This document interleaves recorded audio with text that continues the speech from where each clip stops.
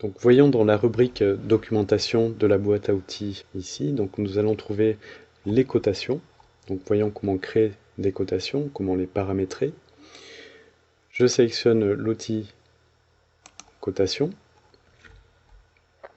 Je vais dans le dialogue de réglage et j'explique comment paramétrer ces cotations. Donc vous avez ici le type de cotation, donc vous allez pouvoir choisir la méthode linéaire, c'est celle qui est le plus couramment utilisée. Vous pouvez utiliser d'autres méthodes, dites par exemple cumulatives, qui vont cumuler chacune des valeurs en partant d'une référence, selon une certaine origine. Vous allez trouver aussi la possibilité de créer des cotes d'altitude qui seront utiles pour coter vos coupes. Donc je choisis cote linéaire. Donc ensuite, je vais trouver des outils qui me permettent de gérer simplement l'apparence de ma ligne de rappel ici. Donc la ligne de rappel qui permet de désigner l'objet qui est coté. Donc c'est cette ligne ici. Donc je peux choisir par exemple, alors pour une meilleure lisibilité sur un plan, il est utile d'utiliser celle-ci qui permet de raccourcir ces lignes d'appel pour éviter toute confusion entre la ligne de rappel et le dessin à proprement parler. Ensuite, vous avez la gestion de la typographie, donc le corps du texte, l'utilisation de la police dans la cotation.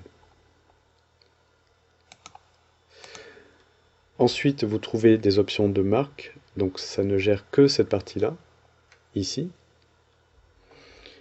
Donc vous pouvez définir certaines dimensions.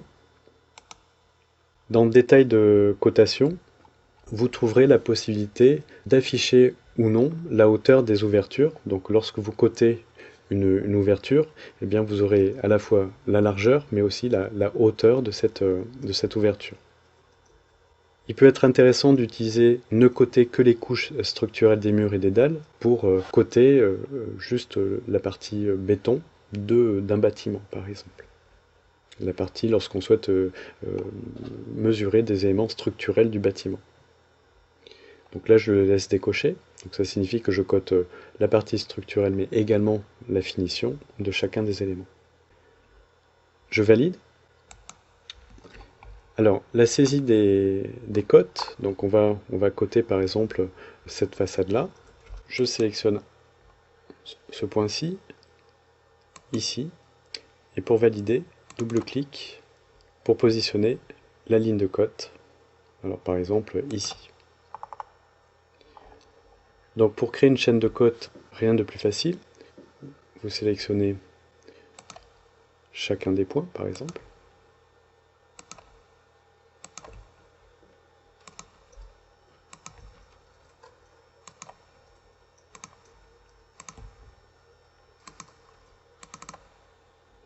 Et vous installez votre chaîne de cotes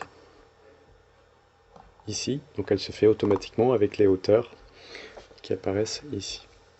Alors pour coter les éléments en altitude, donc dans vos coupes, vous accédez ici à votre coupe en double-cliquant dessus. Dans les options de la coupe, vous allez pouvoir choisir cette icône-ci qui permet justement de gérer les coupes d'altitude. Donc vous l'activez. De la même manière, vous saisissez des points. Prenons par exemple ces différents points.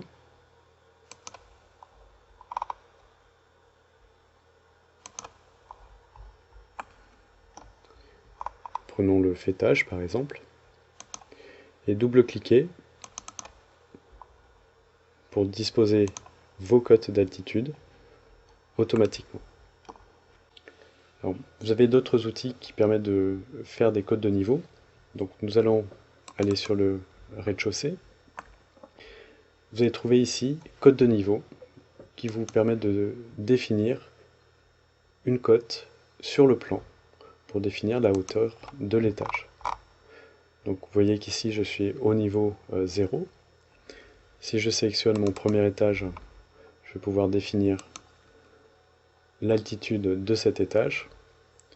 Et au niveau de l'étage de la toiture, je vais pouvoir définir également la hauteur de la dalle en fait qui se situe à 5,60 m.